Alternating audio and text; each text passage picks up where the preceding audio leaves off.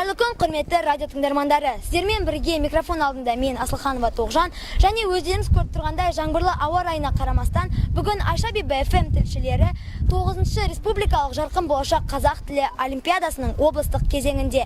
Алда бұл олимпиаданың барысымен таныстыратын мен Асылханова Тоғжан. Бізбен бірге әуе толқында болыңыздар. Дәл қазір мына жерде әнші бұлбұлдар бағытының оқушылары, яғни қатысушылары өз өнерлерін көрсетуде. Алайда мұнда кіруге ешкімге рұқсат жоқ. Бірақ Айша Бибі FM тілшілеріне әрдайым мәдени іс-шараларға қатысуға болады. Бірақ мұнда тек қана тыныштық сақтау керек.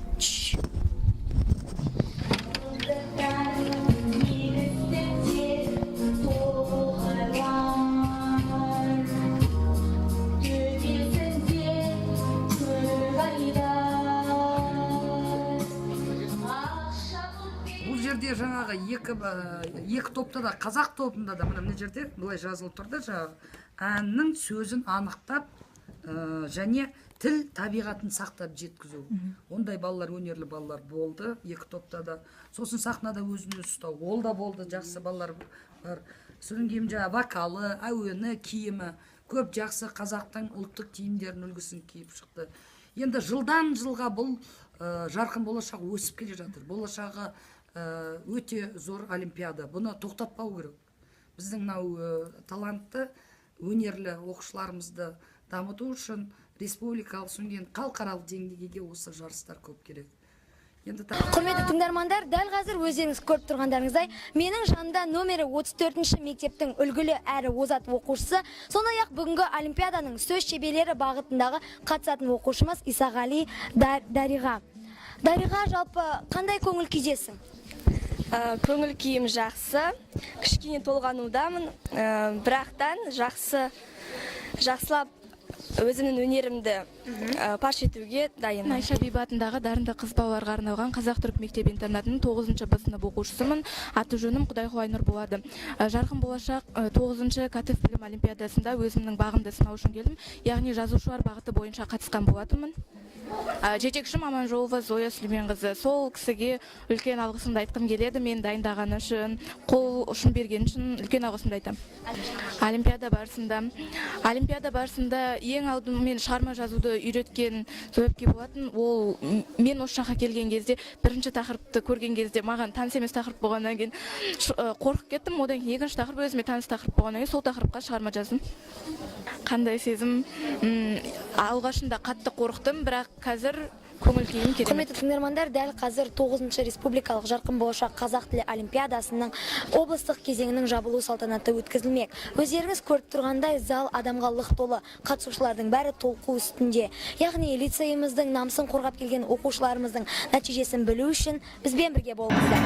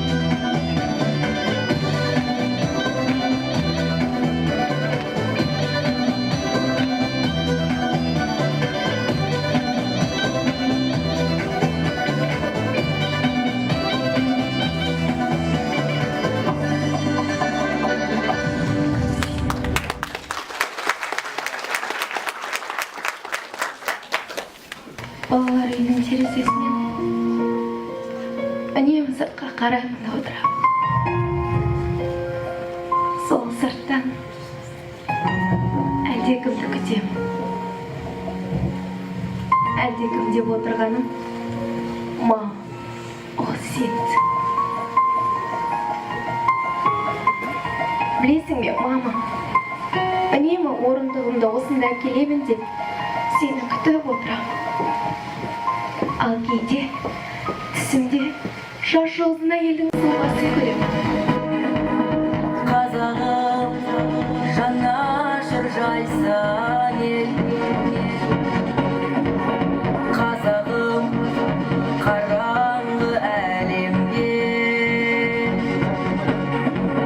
сәулесін түсірген майшаммен. Қазағым-ау, қазағым-ау, бұзылмасын қазақы қаймағым.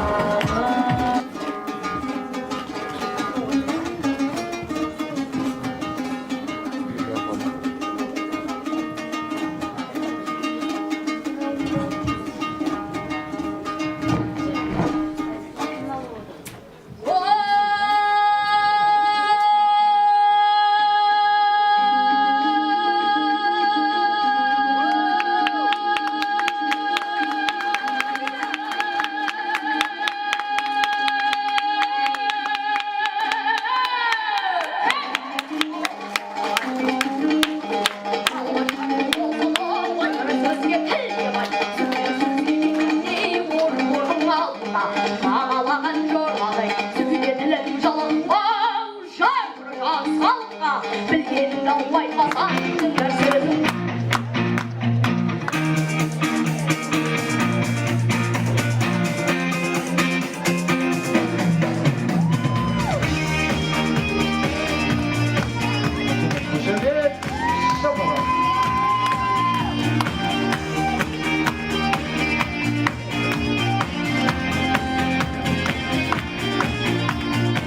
Тіршілік қайнап тұрса, көңілің сайрап тұрса, жасаның жайнап тұрса, дала сөндірме жан нұрыңды, жазғырмай тағдырыңды, бақытқа әр күніңді. Бала арманың барда, шаршама қалма, жасқанып қалма, жүре бер тек алға. Өмір сынаса, көңілге алма, әліңді жалға, жүре бер тек алға.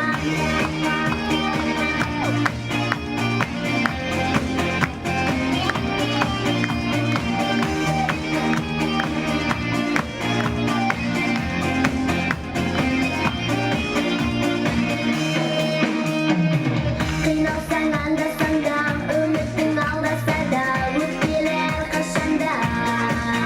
Бәрі сәтсіз күн оралмасын, қайғылы жоламасын, жүректің жоғалмасын. Сәні арманың барда, шаршама қалма, жасқанып қалма, жүре бер тек алға. Өмір сынаса, көңілге алма, әліңді жалға, жүре бер тек алға. Арманың